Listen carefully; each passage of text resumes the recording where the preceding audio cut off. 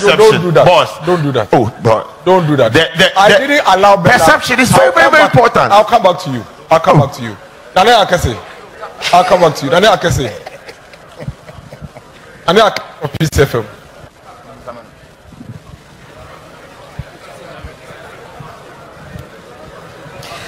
Good evening, Your Excellency. My name is Nana Akese. I work with Peace FM. You have promised abolishing bet tax, e-levy, flat import duty, one-time tax amnesty, among others. If you really believe that that is what Ghana needs, why should we wait till you become the president and not implement it now?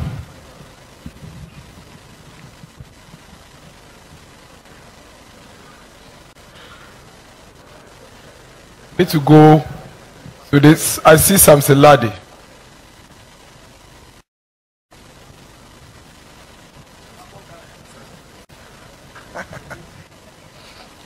Good evening, Your Excellency. So, my question is coming from a group of students on scholarship abroad. They are concerned that the Scholarship Secretariat is not doing what it has to do for them. At page 27 of your manifesto, you speak about harmonizing public scholarships. And there's a purpose for it. You say the purpose is to give full visibility. Beyond the visibility, what will you do about this now and not later? There are some of them, for 20 months, they have not received their stipends. In a number of universities in the UK, in Warwick, Coventry, Nottingham, they are under threat of losing their studentship. In Birmingham, 11 of them have already been withdrawn and they are facing deportation. Will you inquire, particularly knowing about the Fourth Estate's investigations dubbed Scholarship Bonanza, about what appears to be a racketeering in that place? And will you forbid and prohibit politically exposed persons wealthy enough, known in society, from accessing these scholarships? Thank you. I think the question is very well. Let me go to the regions. We've done plenty. Accra, Western North. Please give the microphone to the Western North guy. We've done Eastern, we do Western North, we would do the other regions as well. Thank you, Mr. President. My name is Esposito Inokedusei. I work with the Beat FM. Somewhere in last year, the former President Mahama on his campaign tour in Western North region claimed Cocoa Board is on the verge of collapse. Do you believe Cocoa Board has collapsed? And what is your plans for Cocoa Board? I don't want to go deep. Thank you. Thank you. Sami Yafe.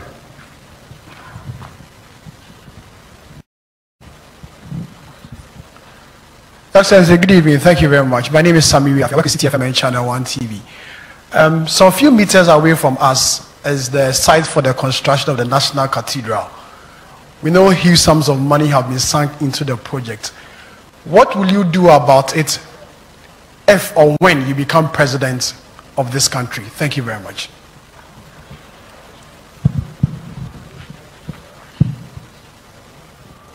Excellency, please take these questions and then.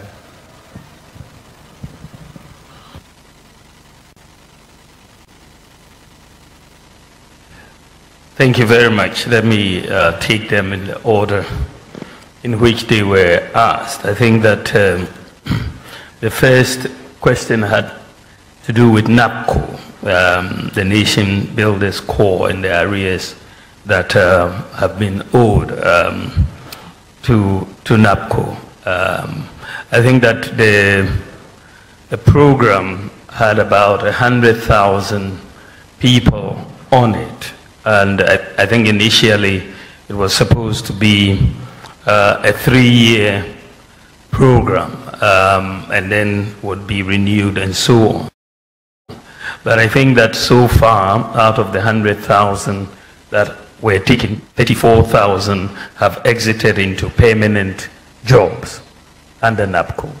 And the others are still. But I think that the issue that Bella raises is the arrears and how we are going to deal with it. I've raised this issue because this is not really there's some information that has come to me already about the arrears in the NAPCO program, and I've raised this issue with the Minister for Finance and trying to persuade them to make these arrears payments. So we will follow that up on behalf of the NAPCO employees. The second issue had to do with providing better health care in the manifesto and the issue of cars and how these will affect local companies. I think that what is very clear when you look at the manifesto is that we did not really say it was only for imported. The incentives would only be for imported vehicles because you just said you provide incentives. Clearly, under President Kufuor, there were incentives for healthcare workers and also for teachers to bring in vehicles, and they will waive the import duty, and that basically worked but was abused. We think that with digitalization and the unique identity of people, we can better monitor this situation.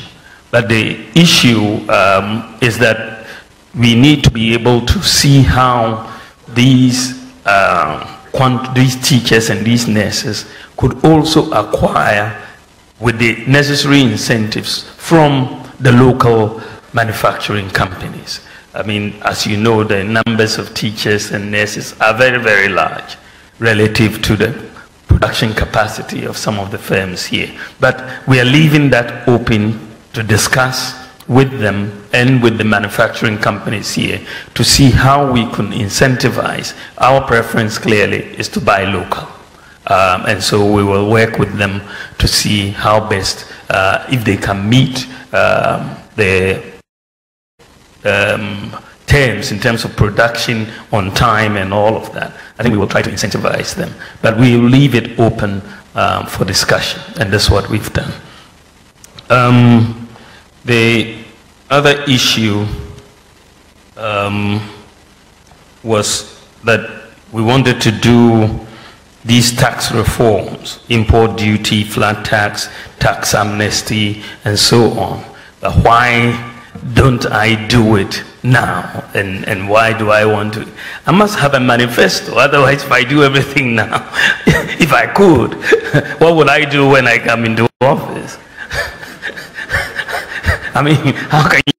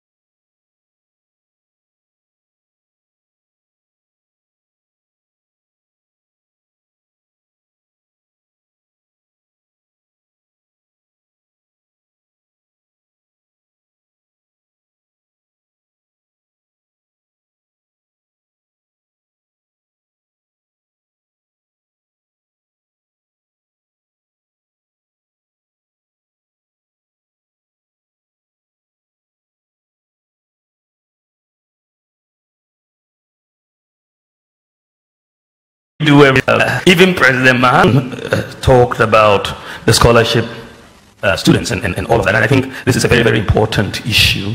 There's nothing more heart-wrenching than taking a student abroad and not being able to take care of them in those circumstances. And I think that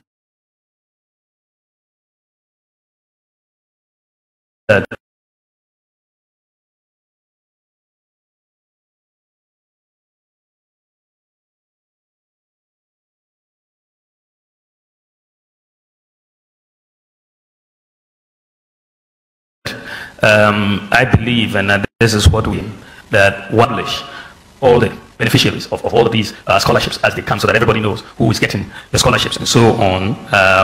And again, I've been made very aware of this issue. It's not new, because students have and parents have gotten in touch with me about the awards and the scholarships and so on. So we're talking with the Ministry of Finance and the Scholarship Secretariat. I think they were able to make some payments to some of the UK students and so on. But we will follow up on that because it's very urgent. Cocoa Board is on the verge of collapse. I'm not aware of that, but we'll look at that. I cannot comment on that. It's not. I don't know where the data is coming from. Then the National Cathedral. National Cathedral, again, is a very, very important issue because I mean, taxpayers' money has gone into it, and many people would like to see it completed. And I believe that one should have an engagement with the churches and all the stakeholders for us to see how best to get the funding to complete the project. But I think that we need to sit down and talk if the design has to be looked at again to make sure can be completed. We have to put everything on the table, but I will be minded more by the churches and the church leaders and the discussions that we should have with them on the way forward. But I think it's an important issue. Thank you.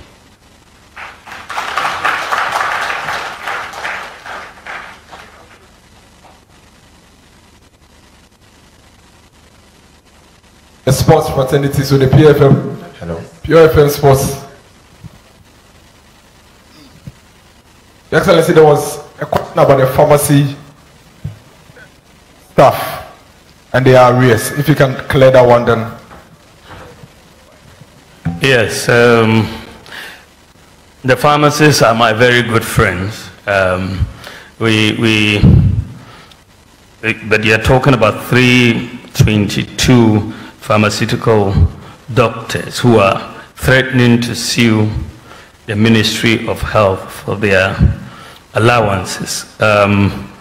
Again, I want to take this one up. This is the first time I'm hearing about this particular issue. I think it is Sheldon who raised it. I'm not aware of it, but I think it's an important issue that we should really resolve. So we'll talk to the Ministry of Health and Finance. Thank you very much. We'll take Kankambodu's question from the sports, I believe.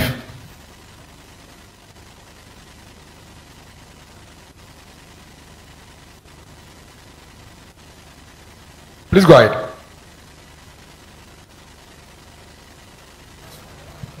Hello. Hello. Good evening, Mr. Vice President. Before I go to my question, I'd like to draw your attention to the sad issue of the national amputee team. They apparently won the African Amputee Championship. They are owed per diems and bonuses and have not been paid. And they feel very neglected. And we all know that the strength of every nation is determined by how well they treat the vulnerable in society. In your manifesto, you talk about building 6 new stadiums in the 6 new regions. Currently, we have 5 major national stadiums, and only one, that's the Kumasi Sports Stadium, is fit enough to host a FIFA or CAF organized senior national team game. So I want to know what motivated that decision. And since we are even struggling to maintain 5, how well can we do if we have 11? Thank you. Thank you, Kankam Bodu. We'll do. So, give the microphone to Ohini, please. It's right there. Please give the microphone to her. From the Ashanti region. Thank you. Good evening, Your Excellency. My name is Ohini Adazwa, Sumpa TV, Sumpa Radio, Kumasi. Ja Rastafari. Selassie, I. In your manifesto, page 24C, you did mention something about flat rate. So let's say somebody import car engines and somebody second-hand clothing. Are they going to pay the same amount? I think we need better and further particulars. Thank you. Thank you very much. Thank you, Ohini.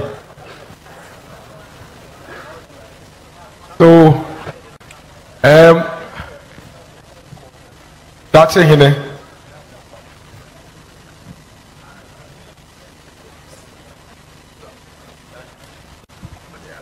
Thank you, Your Excellency. My name is Dache Nanayawa Sante from Onuya FM. Your Excellency, respectfully, there is a saying that we should cry our own cry. You made a promise to teachers that you give them the opportunity of having cars. We know our minimum wage and where it stands, and the tripartite committee view it to 18.44 cities. The standard of living in Ghana is going high. Your Excellency, what will you do for 90% of people who are seated here today to carry your message on? They are journalists. Thank you. So what's your question? For what do you do for the journalist? Is that the question? Okay. Otek. The boys here come from Otek, Ashanti. Please let's hear Mr. Your Excellency, I want to congratulate my MP, Honorable Dr. Opoki Prempeh. Honorable, Your Excellency, you highlighted 14 key promises in your manifesto, but none of them were apportioned timelines on it. So how can you hold you accountable if not? Because it seems to become mere political rhetorics. Thank you. Okay, Ibrahim from GH1.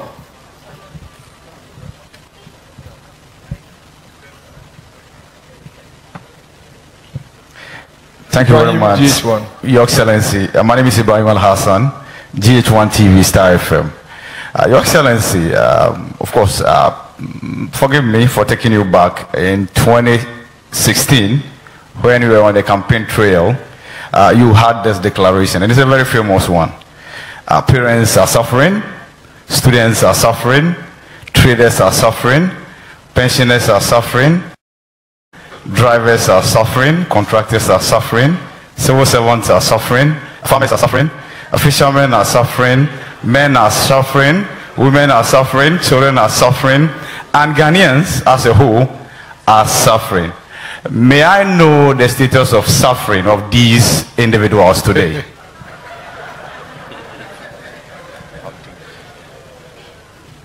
I'll take Vanessa from Metro TV Accra, then I'll come to Adinkakam. So please get a microphone to Andy, and then Vanessa would speak. And then I'll come to you later. But Vanessa, Andy, then. Thank you. My name is Vanessa Idotumbuateng from Metro TV. Mr. Vice President, you will remember this quote: if the fundamentals are weak, the exchange rates will expose you. And as at the time you were making this statement. A dollar to CD was 3 cedis and above, or about 3 cedis, 4 cedis. Right, thank you. 2024, a dollar to a cedi is 15 Ghana cedis, about 15 Ghana cedis.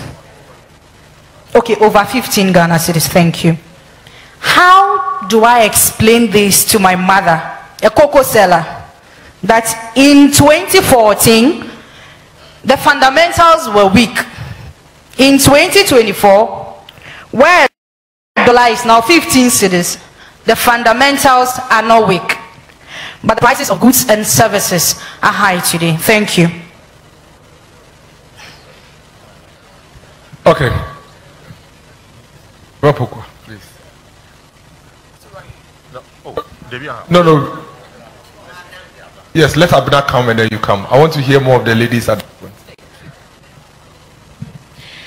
Pebacho FM Abna Pokua ahwini me wadum TV eni adum FM na masabisa yes ba ko kanka beka didi kan Pebacho pese ye share Dr. Bawumia ne hihye fofra wode ebeko etia galamsey ayadia so man ko ache eno achi so Afram Plains 2016 MPP share call for bo esemo de bridge ebeto Afram Musu so me pese me hu na ho hihye ya kodun Kokos Sports Stadium so me pese me hu no baby atebia no ewo asat na medase. Thank you. We'll take Nanaya, then His Excellency would give the responses. Please go ahead. Good evening, His Excellency. I would like my question to be answered in Chi, but I'll ask it in English. Please go ahead. Okay, so I'll ask it in Chi. I just want to know, say, in the first 100 days, if Ghanaians decide to vote for you, what would be the things you would want to tackle first? Thank you. Let's take the responses and then we'll come back to the questions. Your Excellency.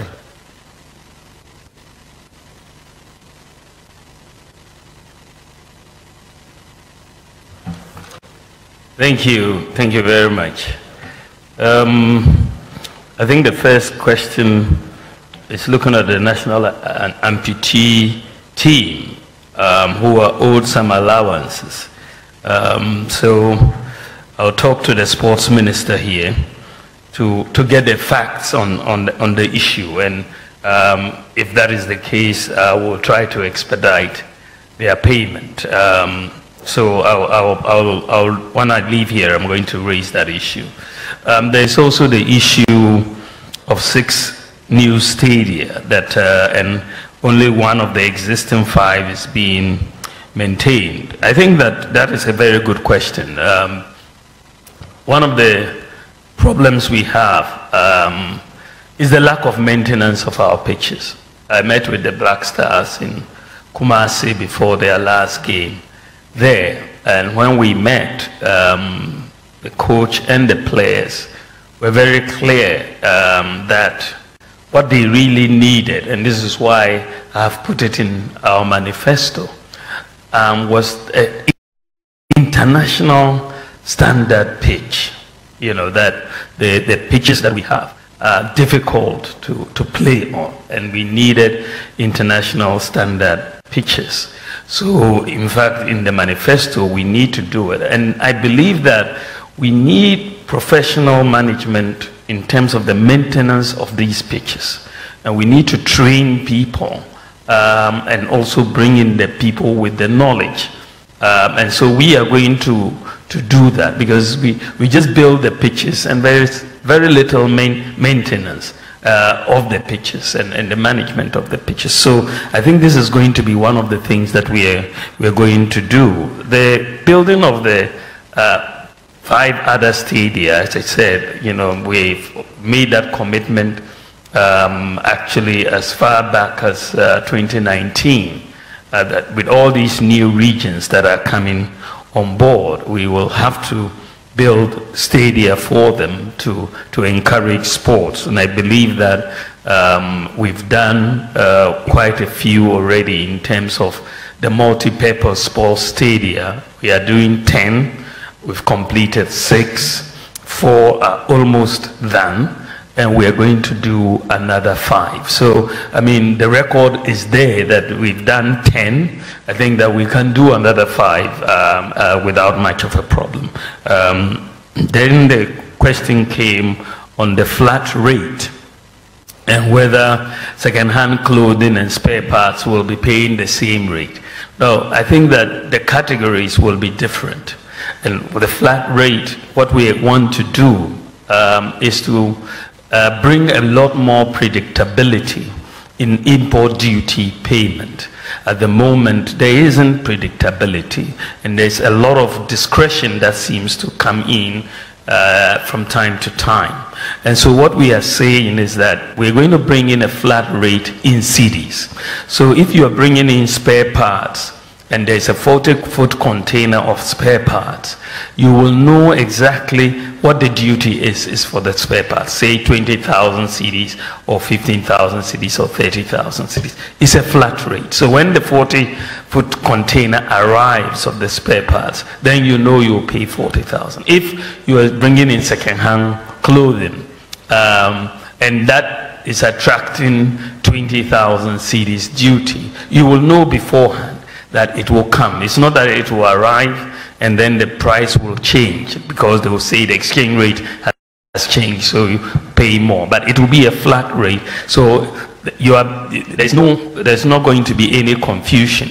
Chicken will attract a different rate from, spare parts will attract a different rate from rice, will attract a different rate from second-hand clothing. But you will know beforehand, before the goods before you import the goods, they will all be published. And so that we get away from, these under-invoicing and misclassification issues. These are really hampering revenue collection. Many importers invest time in misclassifying. They'll bring in chicken and they'll say it is fish or something. But the misclassification and so on, we will have to deal with that. Then the issue about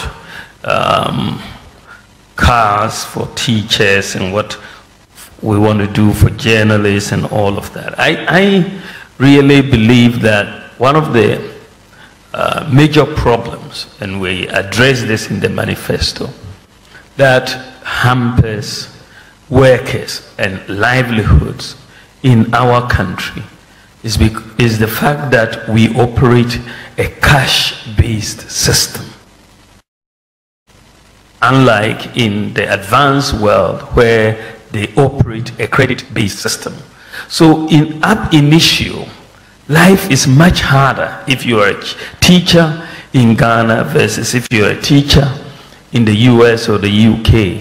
Even if you are paid the same amount every month, the teacher in the UK will consume probably 5 to 6 times more goods than you in Ghana. Why? Because they are able to obtain credit and pay over time. And so, but we in Ghana here, we have to accumulate cash for whatever we want to buy. If you want to buy a car and the car is costing 100,000 or 150,000, you have to look for 150,000 to pay for the car. But if you were in the UK, you'll probably be paying 1,000 every month to pay for the car, or much less. But so your salary goes along a much longer way. So one of the things that we are bringing in as far as our manifesto is concerned is to move Ghana from a cash-based system to a credit-based system. It's very, very important, because the reason why a credit-based system works in the advanced countries, because they are able to compute credit scores for everybody. Credit scoring is key to a credit-based system, because it then assesses the risk of any borrower in terms of borrowing money for a fridge or a car or a TV or whatever. So the credit scoring becomes very key. 14 years ago, I wrote a book on monetary policy and financial sector reform in Africa. This was in 2010. And in this book, I was making the case for why Ghana and Africa generally, we needed to move towards the credit-based systems. And the reason why is to really bring down the stress on living in our system. The reason why they are able to do what the credit system in the advanced countries is because the databases exist for the computation of the credit scores.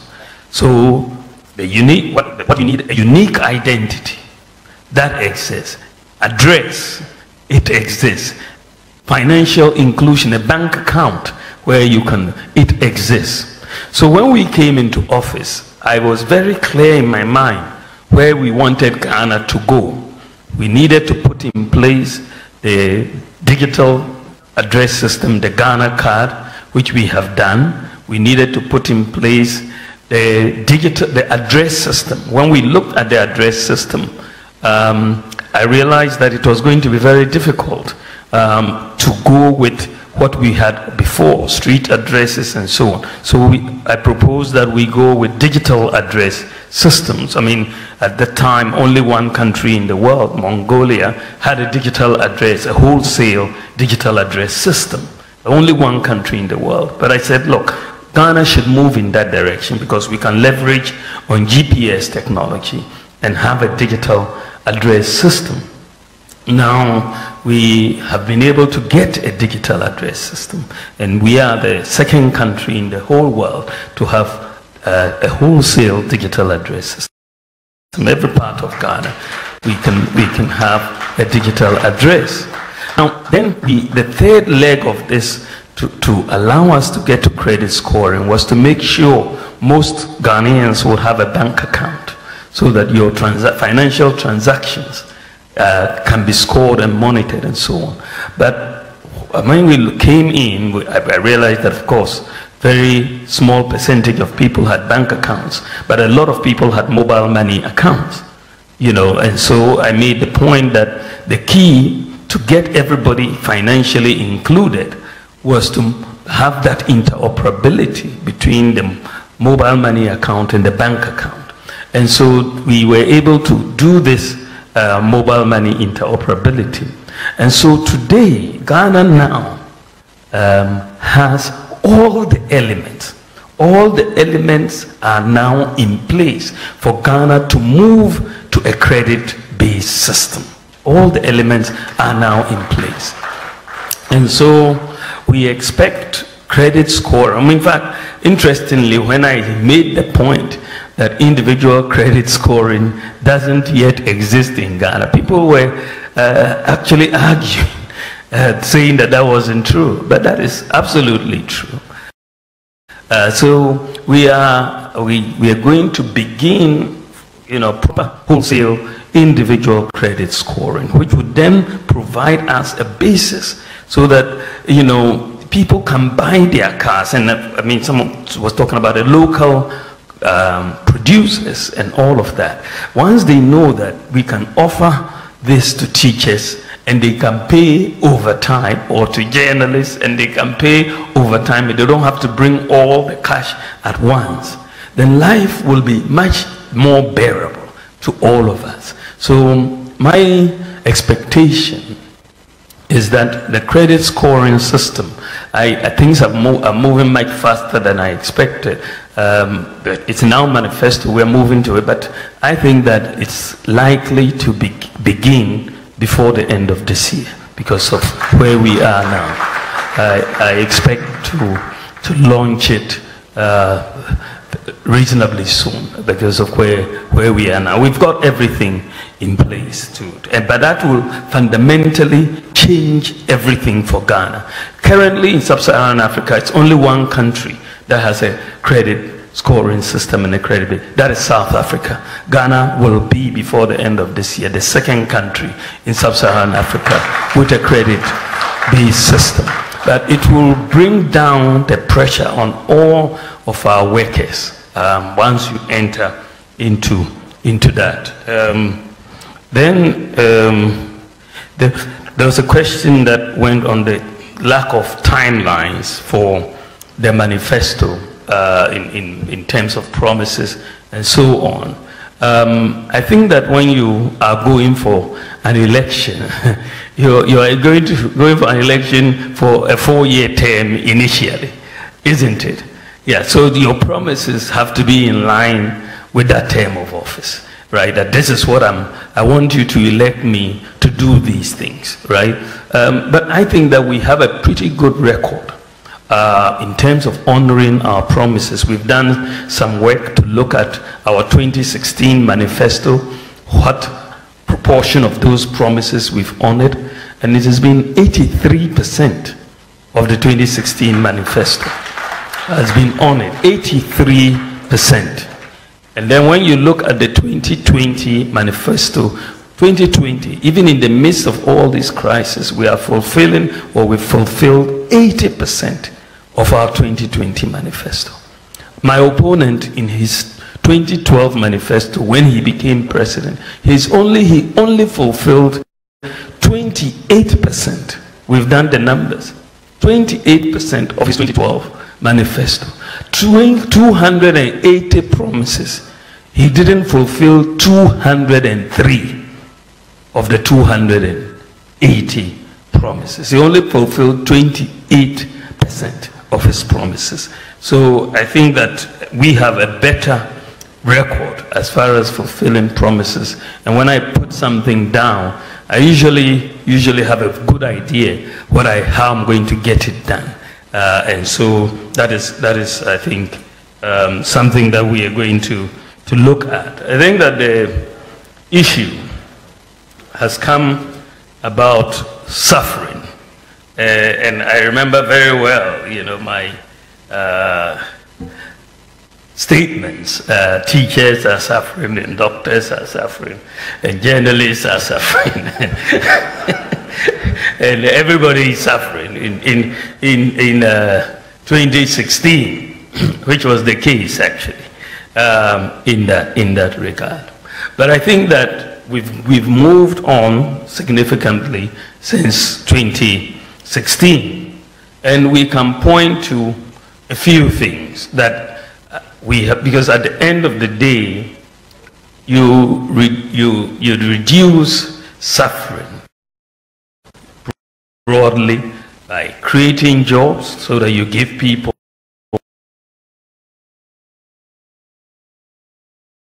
something to do, in some social interventions to ameliorate the problems, the hardships that are there.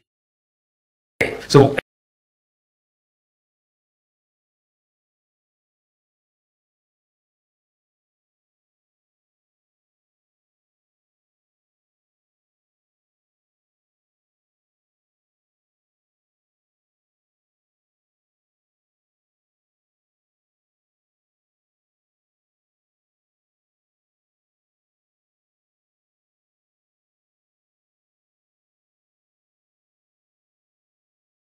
you need to look at what we have done. We've created at least 2.1 million jobs, per capita income. As I said, we've kept all public sector workers employed. We didn't lay off anyone during the COVID, and we have done that, and we've kept the lights on. We suffered so much from doom. So everybody was suffering from doom. So, but we have kept the lights on for 8 years. Teacher trainees were suffering. We've restored their teacher trainee allowances. Nursing trainees were suffering. We've restored their allowances. The people who used the NHIS had major issues. The people who had sickle cell were suffering because the hydroxyurea, which was really needed and wasn't covered by the NHIS. Today it is covered by the NHIS. Today kidney dialysis is covered, as well as childhood cancer was also covered. You also see that for the people, the issue of rent advance, the National Rental Assistance Scheme has come in to really help in that. During COVID, we gave free water for a year, free electricity. For people in the rural areas and remote areas, We've brought in medical drones to deliver medicines, vaccines, blood across 2,694 health facilities. And even recently, when there was flooding because of rain in the Afram Plains, we had to get the drones to take examination papers over there, which were not initially. Parents have now had the benefit of free SHS for 8 years, have had the benefit of free TVET, and therefore the suffering of a lot of parents in pay fees has also reduced. School feeding, when we were coming in 2016, only 1.6 million children benefited from school feeding. Today, 4 million children are benefiting from school feeding, more than double. We have also absorbed